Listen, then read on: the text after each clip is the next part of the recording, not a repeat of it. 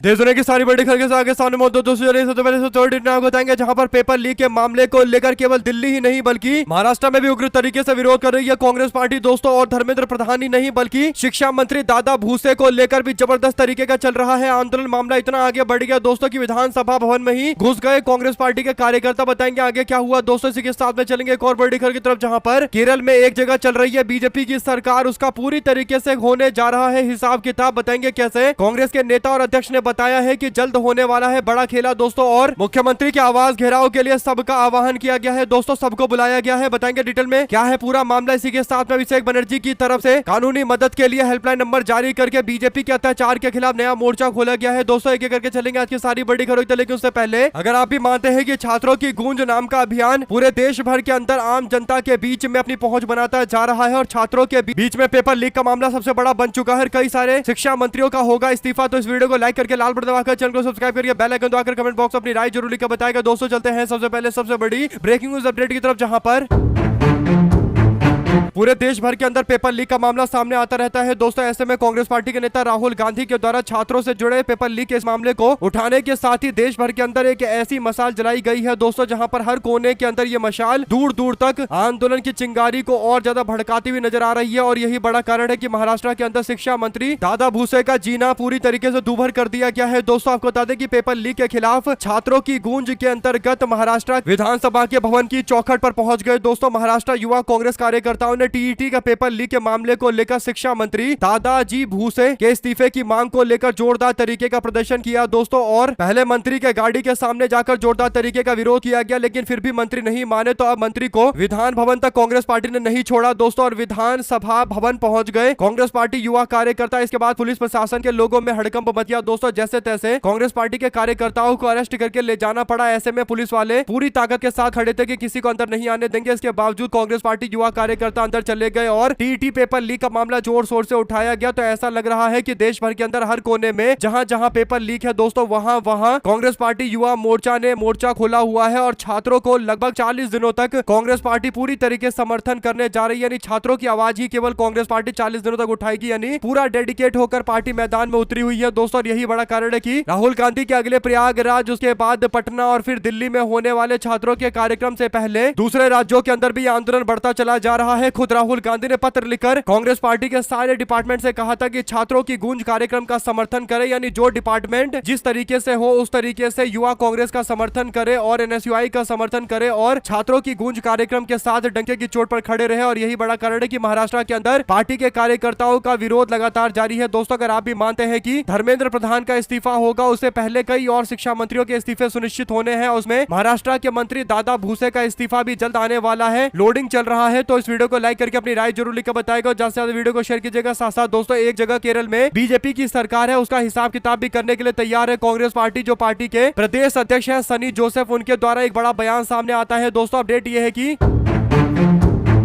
केरल के अंदर कांग्रेस पार्टी की सरकार बन चुकी है और राज्य के अंदर तिरुवनंतपुरम के अंदर भारतीय जनता पार्टी कॉर्पोरेशन के अंदर सरकार चला रही है दोस्तों। यानी केरल की राजधानी के निगम के अंदर बीजेपी की सरकार है दोस्तों। और यहाँ पर जोरदार तरीके की हाथापाई हो गई और कांग्रेस पार्टी यानी यूडीएफ के जो पार्षद है और बीजेपी के पार्षद है, दोनों के बीच में हाथापाई देखने को मिला दोस्तों। इसके पीछे सबसे बड़ा कारण यह है कि बीजेपी के लोगों ने जानबूझकर अफरा तफरी मचाया और तिरुवनंतपुरम के अंदर जहां हमेशा से शांतिपूर्ण तरीके सारे काम हुआ करते थे, वहां पर पहली बार इतना बवाल हो गया कि तिरुवनंतपुरम कॉर्पोरेशन के अंदर भारतीय जनता पार्टी के नेतृत्व में चल रही सरकार यानी मेयर के नेतृत्व में जोरदार तरीके की हिंसा हो गई दोस्तों। इस मामले को लेकर कांग्रेस पार्टी ने कहा कि केरल के अंदर ये संस्कृति बीजेपी जो लेकर आई है ये केरल की जनता बर्दाश्त नहीं करती। पार्टी के प्रदेश अध्यक्ष ने साफ तौर पर कह दिया कि भाजपा के मार धाड़ की संस्कृति को यहाँ पर बर्दाश्त नहीं किया जाएगा दोस्तों। इसके बाद एलडीएफ के साथ में बातचीत किया जा रहा है। वाम मोर्चा और कांग्रेस पार्टी ने मिलकर फैसला लिया है कि निगम के अंदर बीजेपी की सरकार को हटाना है और 101 में से 51 पार्षदों के साथ में सरकार चला रही भारतीय जनता पार्टी के सामने अविश्वास का प्रस्ताव जल्द लाया जाएगा दोस्तों। भाजपा पार्षद पर सबरीनाथन के दिवंगत पिता और वरिष्ठ कांग्रेस पार्टी के नेता जी कार्तिकेयन के बारे में अपमानजनक टिप्पणी करने का भी आरोप है। और जोसेफ ने आरोप लगाया है कांग्रेस पार्टी के प्रदेश अध्यक्ष ने की हिंसा बीजेपी के नेताओं के द्वारा किया गया, जिसमें महिला पार्षद सीधे तौर पर प्रभावित हुई है और यूडीएफ के साथ साथ एलडीएफ के लोग भी बीजेपी की गुंडागर्दी से परेशान हो गए हैं। जोसेफ ने कहा कि मानसून की शुरुआत में शहर में बीमारियों से बचाव को लेकर, जल भराव और बारिश से जुड़ी समस्याओं को लेकर जो काम कॉर्पोरेशन के अंदर बीजेपी बीजेपी को करना चाहिए था वो बिल्कुल नहीं कर पाए। और इसके बाद उन्होंने कहा कि आम जनता ने देखा कि कॉर्पोरेशन के अंदर भारतीय जनता पार्टी कितना बुरा काम कर रही है और तिरुवनंतपुरम के अंदर बीजेपी की सरकार होने, भाजपा का मेयर होने के कारण यहाँ पर पूरी तरीके से अफरा तफरी की स्थिति मची हुई है। उन्होंने कहा कि आम जनता ने देख लिया कि बीजेपी अगर कॉर्पोरेशन के अंदर आकर केरल में इतनी बुरी तरीके से केरल की जनता को फेल कर रही है तो ये सरकार चलाना बिल्कुल नहीं जानते। कुल मिलाकर दोस्तों कांग्रेस पार्टी जानबूझकर 6 महीने तक अविश्वास का प्रस्ताव नहीं लेकर आई ताकि बीजेपी वाले मेयर का चुनाव जीतने के बाद यहाँ पर सरकार चलाकर थोड़े दिन देखे, यानी लोकल बॉडी का जब सरकार चलाएंगे तो आम जनता को समझ में आ जाएगा कि बीजेपी केरल के लिए बिल्कुल भी लायक नहीं है। दोस्तों यही बड़ा कारण है कि अब 6 महीने हो गए, जनता ने देख लिया कि ना ये तो मॉनसून को लेकर तैयारी सही से कर पाए और ना ही सही तरीके से कॉर्पोरेशन चला पा रहे हैं, मारधाड़ कर रहे हैं। तो इसका मतलब केरल की जनता बीजेपी के काम करने के तरीके को समझ गई दोस्तों। और इसके बाद अब कांग्रेस पार्टी के पास मौका है कि वो लेफ्ट पार्टी के साथ में मिलकर अविश्वास का प्रस्ताव लेकर आए और बहुमत के आंकड़े 50 से केवल 1 सीट ज्यादा से यहाँ सरकार चला रही भारतीय जनता पार्टी को कॉर्पोरेशन से धक्के मारकर बाहर किया जाए। और तैयारी पूरी हो गई है दोस्तों, जल्द अविश्वास का प्रस्ताव लेकर आया जाएगा। आप लोग इस पूरे मामले पर जो भी राय है लिखकर जरूर बताएगा। चलते हैं एक और बड़ी खबर की तरफ, जहां पर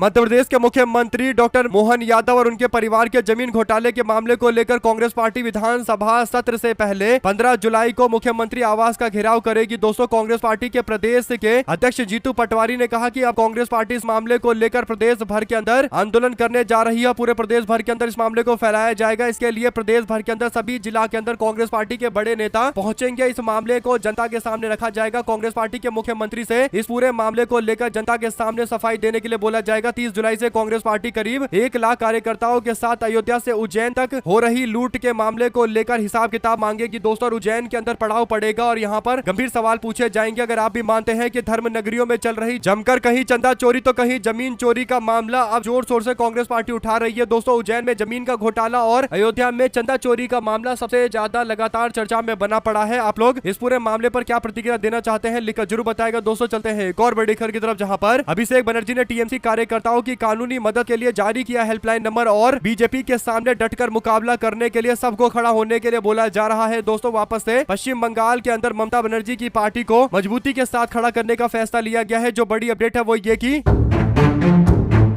तृणमूल कांग्रेस के सांसद अभिषेक बनर्जी ने मंगलवार को बीजेपी सरकार में परेशान किए जा रहे पार्टी के कार्यकर्ताओं को कानूनी मदद करने के लिए एक डाके अभिषेक यानी अभिषेक बस एक कॉल दूर है नाम से एक खास अभियान की शुरुआत की है दोस्तों। इसके लिए एक खास हेल्पलाइन नंबर जारी किया गया है। अभिषेक बनर्जी ने इस पहल के माध्यम से सोशल मीडिया पर पूरी बात लिखी है दोस्तों। उन्होंने कहा कि पश्चिम बंगाल के अंदर जिस तरीके से अराजकता फैलाई गई है बीजेपी सरकार के दौरान, इस अराजकता का हम लोग पूरी तरीके से प्रतिकार करेंगे, विरोध करेंगे और बीजेपी के कार्यकर्ताओं के द्वारा जिस तरीके तृणमूल कांग्रेस के कार्यकर्ताओं पर हमला हो रहा है और प्रताड़ना की जा रही है, इसका पुरजोर तरीके से विरोध किया जाएगा। उन्होंने कार्यकर्ताओं का नंबर जारी करते हुए कहा कि नंबर देता हूं, जहां भी कोई दिक्कत हो सीधा फोन लगाओ और बताओ, हम इस पूरे मामले पर कठोर कार्रवाई करेंगे। हम लोग पूरे वकीलों की फौज के साथ तैयार है, जहां बोलोगे वहीं पर इनके खिलाफ मुकदमा करेंगे और इन लोगों को कोर्ट कचहरी के चक्कर लगवाएंगे। यानी ये जो गुंडागर्दी खुलेआम कर रहे हैं, इनको लग रहा है कि इनके मुख्यमंत्री की सरकार चल रही है राज्य में, तो जो मर्जी वो करेंगे, किसी को भी परेड कराएंगे, किसी को भी थप्पड़ मार देंगे, किसी को भी पूरे इलाके के अंदर बदनाम करेंगे। तो अब इन लोगों को समझ में आना चाहिए कि कानून का राज अगर भाजपा की सरकार में नहीं है तो कोर्ट को मैदान में उतरना पड़ेगा और कोर्ट के लिए कांग्रेस पार्टी तृणमूल कांग्रेस पूरी तरीके से तैयार है। अगर आप भी मानते हैं कि बात सही है, कार्यकर्ताओं की रक्षा की जानी चाहिए और अगर कार्यकर्ताओं की रक्षा अभिषेक बनर्जी करेंगे तो अभिषेक बनर्जी के लिए लड़ाई लड़ते हुए कार्यकर्ता नजर आएंगे। और पूरी तरीके से दोस्तों अब बदलने जा रही है तस्वीर पश्चिम बंगाल की, जहां पर लड़ने का फैसला लिया है तृणमूल कांग्रेस ने। अब हो गया जितना सरेंडर करना था, अब डटकर मुकाबले का टाइम आ चुका है, डंके की चोट पर विरोध का टाइम आ चुका है। तो कमेंट बॉक्स में अपनी राय जरूर लिखकर बताएगा दोस्तों। चलते हैं एक और बड़ी खबर की तरफ, जहां पर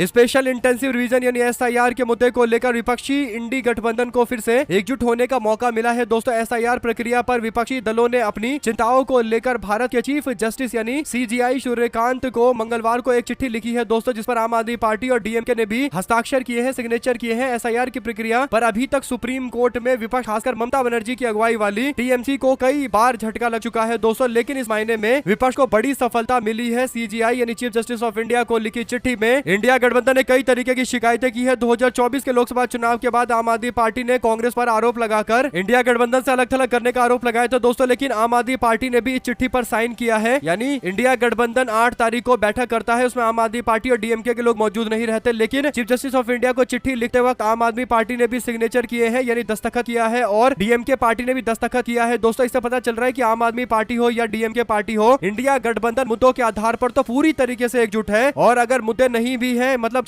पूरे देश भर वाला मुद्दा नहीं है, तभी इंडिया गठबंधन की 21 पार्टियां एकजुट है। तो कुछ पार्टियां हैं, चाहे डीएमके पार्टी हो या आम आदमी पार्टी हो, कभी इधर उधर दिखाई देते हैं, लेकिन जब बात आती है एकजुटता की तो अंत में साथ में नजर आ ही जाते हैं। और इस चिट्ठी लिखने के पूरे प्रक्रिया में विपक्षी एकजुटता एक बहुत बड़ी मैसेज रही है दोस्तों, यानी पूरे दिन के अंदर ये बहुत बड़ी खबर थी कि इंडिया गठबंधन में आम आदमी पार्टी और डीएमके दोनों साथ में जुड़े हुए हैं। अगर आप भी मानते हैं कि आम आदमी पार्टी हो, डीएमके हो या फिर बीजू जनता दल हो, बहुजन समाज पार्टी हो, सबके पास कोई दूसरा विकल्प है ही नहीं, इंडिया गठबंधन के साथ आना ही पड़ेगा, क्योंकि भाजपा ने पूरी ताकत का इस्तेमाल करते हुए अन्य पार्टियों को बर्बाद करने का ठान रखा है दोस्तों, और इसीलिए एकजुटता होगी तभी देश का लोकतंत्र भी बचेगा और पार्टियों की अपनी खुद की स्थिति को मजबूत भी रखा जा सकेगा। आप लोग इस पूरे मामले अपनी राय जरूर लिखकर बताएगा दोस्तों। और क्या आपको लगता है chief justice of India Suryakant इस पूरे चिट्ठी पर कोई जवाब देंगे दोस्तों, या फिर मामले को ऐसा ही टाल दिया जाएगा? अगर टाल दिया जाएगा तो फिर से दोबारा चिट्ठी लिखनी चाहिए, 3-4 बार चिट्ठी लिखे, उसके बाद आगे का प्रोग्राम लॉन्च करना चाहिए। आपकी जो भी राय है लिखकर जरूर बताएगा दोस्तों। चलते हैं एक और बड़ी खबर की तरफ, जहां पर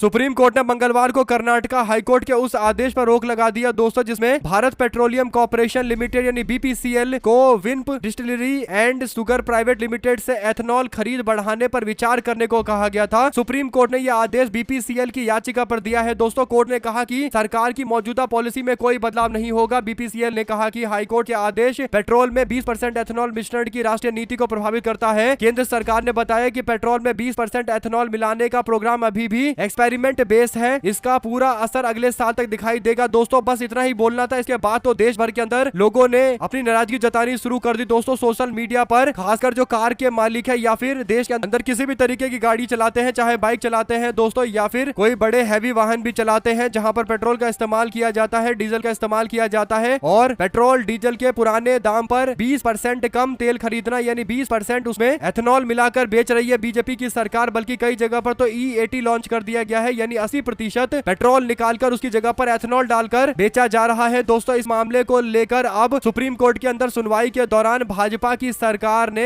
एक ऐसा बयान दे दिया दोस्तों, जिससे लेकर गुस्सा साथ में आसमान पर चला गया और लोगों को अपनी गाड़ी में जबरदस्ती का एथनॉल का पेट्रोल डलवाना पड़ रहा है दोस्तों, यानी 80% एथनॉल डलवाना पड़ रहा है, यानी एक तरीके से मिश्रण करके मिक्स करके देश के अंदर मिलावट करके तेल बेचा जा रहा है। और इस मिलावटी तेल को खरीदने के लिए आम जनता को उतने ही पैसे देने पड़ रहे हैं, जिससे उनकी गाड़ियां खराब हो रही है दोस्तों, एवरेज खराब हो रहा है। और इसीलिए केंद्र सरकार पर सवाल उठ रहे थे, तो केंद्र सरकार ने कोर्ट में जाकर बोल दिया कि हम तो ये एक्सपेरिमेंट कर रहे हैं, यानी देश के करोड़ों लोगों की गाड़ी कमाई से खरीदे गए गाड़ी के इंजन के साथ में बीजेपी की सरकार एक्सपेरिमेंट कर रही है दोस्तों। यानी इनको पहले एक्सपेरिमेंट करके जांच पड़ताल करना चाहिए था कि E80 यानी एथनॉल 80% किसी गाड़ी में डालेंगे तो उससे क्या फर्क पड़ेगा, लेकिन दोस्तों इन्होंने कोई जांच पड़ताल नहीं की है और पूरे देश की आबादी और उनके द्वारा गाड़ी कमाई से खरीदे गए वाहन के ऊपर ही एक्सपेरिमेंट चल रहा है। अगर आप भी मानते हैं कि आम जनता को सीधे तौर पर भाजपा सरकार लूट का साधन बना रही है दोस्तों, और इस मामले को लेकर केंद्र सरकार के बयान की हम एक्सपेरिमेंट कर रहे हैं, 1 साल के बाद इस पूरे मामले पर नतीजा आएगा, इस बयान ने पूरे देश के अंदर भारतीय जनता पार्टी और नितिन गडकरी को ही से कटघरे में खड़ा कर दिया है दोस्तों। आप लोग अपनी राय जो लेकर बताएगा। साथ साथ राम मंदिर के चंदा चोरी के मामले को लेकर राहुल गांधी का एक पुराना बयान काफी ज्यादा सोशल मीडिया पर शेयर किया जा रहा है दोस्तों। राहुल गांधी कहते हैं कि श्री राम स्वयं न्याय है, सत्य है, धर्म है, उनके नाम पर धोखा अधर्म है, राम मंदिर घोटाला। राहुल गांधी ने ये जो पोस्ट किया था दोस्तों, वो 14 जून 2021 को किया था, यानी राम मंदिर बनने के 2019 की शुरुआत के साथ और उद्घाटन से पहले, यानी 22 में उद्घाटन हुआ है, तो उससे 1 साल पहले ही राहुल गांधी को किसी ने बता दिया था, बल्कि उनको भनक लग चुकी थी दोस्तों। राहुल गांधी जो कहते हैं कि उनके पास बीजेपी के अंदर से जानकारी सामने आती है तो उन्हीं को किसी ने बताया होगा। इसके बाद राहुल गांधी ने अचानक से पोस्ट किया था कि श्री राम स्वयं न्याय है और सत्य है, धर्म है, उनके साथ धोखा अधर्म है, यानी राम मंदिर घोटाला हैशटैग का इस्तेमाल उन्होंने किया था। इसका मतलब राहुल गांधी को पहले ही पता चल चुका था कि राम मंदिर के अंदर व्यापक स्तर पर घोटाला चल रहा है दोस्तों, और 2021 में ही उन्होंने देश की जनता को सचेत किया था। तो सोचिए 26 में आकर ये घोटाला पकड़ा गया है, 5 साल में कितनी लूट मचाई गई होगी। और राहुल गांधी जैसा नेता अपने आप में एक विजनरी नेता होता है दोस्तों, वो दूरदृष्टि रखते हैं कि आगे क्या हो सकता है है और उनकी दूरदृष्टि में ये समझ में आ गया कि राम मंदिर के अंदर ये लोग घोटाला कर रहे हैं और 2026 में जाकर सारी बातें खुलकर सामने आ गई। एसआईटी का गठन हो गया और कई लोगों को अरेस्ट भी किया गया है, लेकिन अभी भी बड़े बड़े जो लोग हैं उनको अभी तक अरेस्ट नहीं किया गया है, जो काफी गंभीर मामला है। दोस्तों आप लोग को इस पर क्या कुछ लगता है लिखकर जरूर बताएगा। चलते हैं एक और बड़ी खबर की तरफ, जिसमें राम मंदिर के चढ़ावा चोरी मामले को लेकर चंपत राय पर एफआईआर और एसआईटी रिपोर्ट सार्वजनिक करने की कांग्रेस पार्टी ने मांग की है। दोस्तों कांग्रेस ने कहा कि प्रधानमंत्री नरेंद्र मोदी को इस मामले पर चुप्पी तोड़नी चाहिए और लोगों की आस्था के साथ हुए विश्वासघात पर माफी मांगनी चाहिए। उन्होंने कहा कि एफआईआर दिखाओ कि एफआईआर में किन किन लोगों का नाम जोड़ा गया है। एसआईटी की रिपोर्ट को सार्वजनिक करो, सबको पता चलना चाहिए कि एसआईटी ने क्या कुछ पकड़ा है और अभी तक सिर्फ 80 लाख रुपए बरामद हुए हैं। बाकी का पैसा कहां गया? 40 दिन में 70 बार चोरी की गई, 5 साल में कितनी बार चोरी की गई होगी, इसका कोई हिसाब किताब नहीं है। सीसीटीवी का फुटेज क्यों संजोकर नहीं रखा गया? राम मंदिर में हुई चोरी के तार किन लोगों तक जुड़े हैं? राम मंदिर में कर्मचारियों की भर्ती की क्या प्रणाली थी? और चंदा चोरी के आरोप के बाद एफआईआर में देरी क्यों की गई? चंपत राय बंसल के खिलाफ अभी तक कोई कार्रवाई क्यों नहीं की गई? और पूरी तरीके से भारतीय जनता पार्टी की चुप्पी को लेकर गंभीर सवाल, कठोर सवाल पूछे जा रहे हैं। दोस्तों आप लोग इस पर अपनी राय जरूर लिखकर बताएगा। साथ साथ कांग्रेस जनता पार्टी का आंदोलन 11वें दिन पहुंचा है दोस्तों, यानी जंतर मंतर पर। सोनम वांगचुक 3 दिनों से भूख हड़ताल पर बैठे हुए हैं। लद्दाख के एक्टिविस्ट सोनम वांगचुक मंगलवार को उस वक्त चर्चा में आए दोस्तों जब उनकी तबीयत बिगड़ जाती है। आयोजकों ने बताया कि वांगचुक का ब्लड शुगर स्तर 66 पर पहुंच गया है, जो सामान्य से कम माना जाता है। वांगचुक 28 जून को भूख हड़ताल पर बैठे थे और यह शिक्षा मंत्री धर्मेंद्र प्रधान के इस्तीफे से जुड़ा हुआ पूरा मामला है दोस्तों। और लगातार ब्लड शुगर नीचे गिर रहा है तो कहीं ना कहीं उनके सेहत पर गलत असर पड़ रहा है। इसीलिए कांग्रेस जनता पार्टी की तरफ से कहा गया कि वो इस मामले को लेकर पूरी तरीके से सुनिश्चित करेंगे कि अगर ऐसा ही होता रहा तो भाजपा सरकार को लेकर लोगों में गुस्सा और ज्यादा बढ़ने वाला है। सीजेपी के समर्थक जंतर मंतर पर कालीन पर सोते हुए विरोध करते हुए दिखाई दे रहे हैं दोस्तों। साथ ही साथ दिल्ली कांग्रेस ने मंगलवार को कथित 650 करोड़ रुपए के मेडिकल खरीद घोटाले की सीबीआई जांच की मांग की है। पार्टी का आरोप है कि जारी जांच अनियमितताओं के लिए जिम्मेदार मुख्य दोषियों तक नहीं पहुंच पा रही है। कांग्रेस पार्टी के अध्यक्ष देवेंद्र यादव ने संवाददाता सम्मेलन को संबोधित करते हुए कहा कि पार्टी ने उपराज्यपाल से इस मामले की जांच केंद्रीय अन्वेषण ब्यूरो यानी सीबीआई से कराने और कथित घोटाले के लिए जिम्मेदार लोगों की पहचान का आग्रह किया है। देवेंद्र यादव ने कहा कि कुछ सरकारी अधिकारियों की गिरफ्तारी केवल दिखावा है। जांच उन लोगों तक पहुंचना चाहिए जो दवाइयों और चिकित्सा उपकरणों की खरीद की कथित वास्तविकता यानी कथित अनियमितता में शामिल। तो ऐसे में दोस्तों इस मामले को लेकर कठोर कार्रवाई की मांग की जा रही है, लेकिन दिल्ली के अंदर क्योंकि भारतीय जनता पार्टी की सरकार है तो मामले को जैसे तैसे टालने की कोशिश कर रही है बीजेपी। अगर आप भी मानते हैं कि दिल्ली सरकार के स्वास्थ्य विभाग में इस तरीके का मामला सामने आना अपने आप में एक बहुत गंभीर मामला है, तो अपनी राय जरूर लिखकर बताइएगा दोस्तों। ज्यादा से ज्यादा वीडियो को शेयर कीजिएगा इस पूरे मामले को लेकर। क्या आपको लगता है कि कोई कार्रवाई, ठोस कार्रवाई की जाएगी? साथ साथ चलते एक और बड़ी खबर की तरफ, जहां पर थालापति विजय की पार्टी ने कांग्रेस पार्टी को गठबंधन करने के लिए बुलाया है दोस्तों। आधिकारिक तौर पर कांग्रेस पार्टी को इनविटेशन भेजा गया, निमंत्रण भेजा गया और कहा गया कि आइए हमारे साथ चुनाव लड़िए। उपचुनाव साथ में लड़ेंगे, विधानसभा का चुनाव साथ में लड़ेंगे और लोकल बॉडी का चुनाव साथ में लड़ेंगे, लोकसभा भी साथ में लड़ेंगे। तो कांग्रेस पार्टी ने इस इन्विटेशन को यानी निमंत्रण को जो एक आधिकारिक तौर पर बुलावा होता है दोस्तों उसको स्वीकार कर लिया है। कांग्रेस पार्टी ने कहा कि ठीक है सब कुछ मिलकर साथ में लड़ेंगे। इसका मतलब कांग्रेस पार्टी और टीवीके के बीच में आने वाले दिनों को लेकर अंडरस्टैंडिंग बन चुकी है। सारे गठबंधन सहयोगी मिलकर चुनावी मैदान में उतरेंगे दोस्तों। कांग्रेस पार्टी टीवीके सारे चुनाव साथ में लड़ेगी, लोकल बॉडी भी साथ में लड़ेगी। इसी के साथ में कांग्रेस पार्टी ने केरल के अंदर जोरदार तरीके का विरोध किया है दोस्तों। जो बड़ी अपडेट है वो ये कि केरल राज्य के अंदर कांग्रेस पार्टी सरकार बनने के बावजूद पार्टी की तरफ से अपना विरोध प्रदर्शन जारी है और नीट पेपर लीक मामले को लेकर प्रदर्शन करते हुए यूडीएफ के लोग सड़कों पर दिखाई दिए। और यह प्रदर्शन बताता है कि कांग्रेस पार्टी केरल के अंदर भारतीय जनता पार्टी सरकार को एक्सपोज करने से पीछे नहीं हटेगी और देश का ये मुद्दा केरल के अंदर भी जोर शोर से गूंजता हुआ नजर आएगा। यानी ऐसा नहीं है कि केरल में कांग्रेस की सरकार बन गई तो पार्टी के लोग अपने अपने घर में बैठ जाएंगे। असली जो मुद्दे हैं उस पर लड़ाई लगातार जारी रहेगी। वहीं पर केरल के सबरीमाला मंदिर में गोल्ड चोरी के मामले को लेकर एसआईटी ने दावा किया है कि जांच में त्रावणकोर के देवस्वम बोर्ड यानी टीडीबी के पूर्व अध्यक्ष पीएस प्रशांत के खिलाफ अहम सबूत मिल गए हैं। एसआईटी ने कहा है कि उनके पास कई अधिकारी और बोर्ड सदस्यों की भूमिका से जुड़े पर्याप्त सबूत हैं और पर्याप्त सबूत के कारण जांच एजेंसियों का कहना है कि इस मामले पर आपराधिक धोखेबाजी, जालसाजी और साजिश जैसे गंभीर अपराध बनते हैं। केरल के justice Raja Vijayaraghavan V और जस्टिस केवी जय कुमार की डिवीजन बेंच ने कहा कि एसआईटी इस मामले में नया केस दर्ज कर सकती है। आप लोग इस पर क्या राय है दोस्तों लिखिएगा जरूर। साथ बंगाल विधानसभा चुनाव में एंटी गुंडा और ओबीसी आरक्षण बिल पास हुआ है। अगस्त 2026 यानी अगले महीने यूसीसी बिल पेश होगा। पूर्व जज रंजना देसाई के अध्यक्षता में कमेटी बनाई गई है, जो कमेटी बंगाल के अंदर यूजीसी को लागू करने को लेकर पूरी रिपोर्ट तैयार करेगी। दोस्तों, उस रिपोर्ट के आधार पर यूजीसी का नियम लेकर आया जाएगा और सबको पता है कि ये केवल फॉर्मेलिटी के लिए कमेटी बनाई गई है, क्योंकि भारतीय जनता पार्टी आखिरकार उत्तराखंड में जो बिल लेकर आई है और जो राजस्थान में बिल लेकर आई है उसी के इर्द गिर्द यहाँ भी करने जा रही है सब कुछ। दोस्तों, आप लोग अगर मानते हैं कि कहीं ना कहीं बंगाल में जहां पर 33% मुस्लिम आबादी है वहां पर एक नए तरीके से यूजीसी लाकर आम जनता के ऊपर जो धार्मिक मामले हैं उसमें कहीं ना कहीं दखल देने की कोशिश करेंगे तो आम आदमी के मन में कहीं ना कहीं इस मामले को लेकर और ज्यादा आक्रोश देखने को मिलेगा। दोस्तों, देखना यह है कि बंगाल के अंदर यूसीसी बिल लेकर आएंगे तो इस मामले को लेकर किस तरीके का विरोध होता है, क्योंकि ममता बनर्जी और उनके समर्थकों ने साफ तौर पर कहा है कि वो प्रचंड तरीके से विरोध करेंगे। वहीं पर बागी पार्टी के लोग इस मामले पर कन्नी काटते हुए दिखाई दे रहे हैं, यानी टीएमसी तो तोड़ ली उन्होंने, लेकिन हकीकत यह है कि टीएमसी के जो हार्डकोर मुद्दे हैं, अल्पसंख्यक समाज की सुरक्षा वाले मामले, उस पर तो ये लोग चुप्पी साध रहे हैं दोस्तों, बॉयकॉट कर रहे हैं। यानी इनको टीएमसी की विचारधारा भी समझ में नहीं आ रही है। आप लोग इस पर क्या राय देना चाहते हैं लिखकर जरूर बताएगा। साथ ही साथ गुरुग्राम के अंदर कांग्रेस पार्टी की तरफ से कांग्रेस कमेटी में आयोजित एसआईआर कार्यशाला के अंदर पूर्व मुख्यमंत्री भूपेंद्र हुड्डा और कांग्रेस पार्टी के नेता वर्धन यादव ने संबंधित लोगों से मुलाकात की, पार्टी कार्यकर्ताओं से मुलाकात की। दोस्तों, खासकर एसआईआर के मुद्दे पर जो पार्टी का जिम्मा संभाल रहे उन सब लोगों से चर्चा के दौरान बताया गया है कि कैसे आगे बढ़ना है। एसआईआर में कम से कम विपक्ष के नाम कटे, इस बात को सुनिश्चित करने के लिए शिविर का आयोजन किया गया। दोस्तों, वहीं पर अयोध्या में चढ़ावा चोरी को लेकर बड़ा खुलासा हुआ। सूत्रों के मुताबिक 27 मई को चोरी का मामला सामने आया। चंपत राय एफआईआर दर्ज कराने के लिए थाने पहुंचे थे। अनिल मिश्रा ने थाने में चंपत की किसी से बात कराई और बातचीत के बाद चंपत राय पुलिस के पास से लौटे, यानी एफआईआर दर्ज कराने के लिए खुद पहुंचे थे लेकिन बाद में वापस लौट के इस तरीके का अब खबर दिया जा रहा है। दोस्तों, कुल मिलाकर ये खबरें आती भी हैं और करवाई भी जाती है। आप लोग जानते हैं कि कैसे बड़े बड़े लोगों को बचाने का पूरा एक सिस्टम काम करता है। साथ साथ नरेंद्र मोदी के सामने चुनाव लड़ने को तैयार है आदित्य ठाकरे। उन्होंने कहा कि मैं वाराणसी से नरेंद्र मोदी को चुनौती देने के लिए तैयार हूं। क्या आप मानते हैं दोस्तों कि कांग्रेस पार्टी या विपक्ष को मिलकर, इंडिया गठबंधन को मिलकर एक दमदार चेहरा मैदान में उतारना चाहिए, पुराना दिग्गज नेता मैदान में उतारना चाहिए और इसके लिए जरूरी है कि वाराणसी से शुरुआत की जाए। अगर आप भी मानते हैं कि वाराणसी के अंदर तो हाई प्रोफाइल उम्मीदवार मैदान में होना चाहिए तो लिखकर जरूर बताएगा। हमारे साथ लगातार जुड़े दोस्तों का बहुत बहुत धन्यवाद। देख रहे थे आपका अपना चैनल जय हिंद जय भारत। ज्यादा से ज्यादा वीडियो को शेयर कीजिएगा। बहुत